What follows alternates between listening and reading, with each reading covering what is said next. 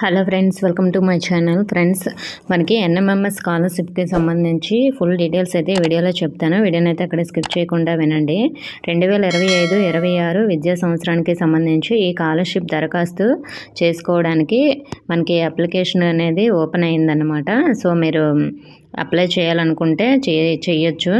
So మరి మనకి దేశవ్యాప్తంగా 1,00,000 మంది విద్యార్థులకు ఏటా 12,000 చొప్పున, అంటే ప్రతి సంవత్సరం 12,000 చొప్పున స్కాలర్షిప్ అందించడం ద్వారా 8వ తరగతి తర్వాత విద్యార్థులు డ్రాప్అవుట్ను నివారించడానికి మనకి స్కాలర్షిప్ అనేది పెట్టడం జరిగింది. సో దీనికి ఎలిజిబిలిటీ ఏమిటంటే వయసు 2025 నుంచి 26 విద్యా సంవత్సరంలో 13 నుంచి 15 సంవత్సరాల లోపు ఉండాలి. ప్రభుత్వం లేదా ప్రభుత్వ అనుబంధ పాఠశాలలో 8వ తరగతి 55% మార్కులతో మీరు పాస్ అయ్యి ఉండాలి.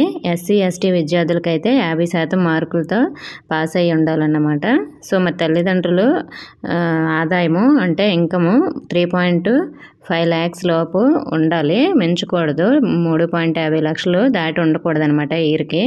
ఎంపికైన విద్యార్థులకు నెలకు 1,000 రూపాయల చొప్పున ఏడాదికి 12,000 రూపాయలు స్కాలర్షిప్ అందుతుంది.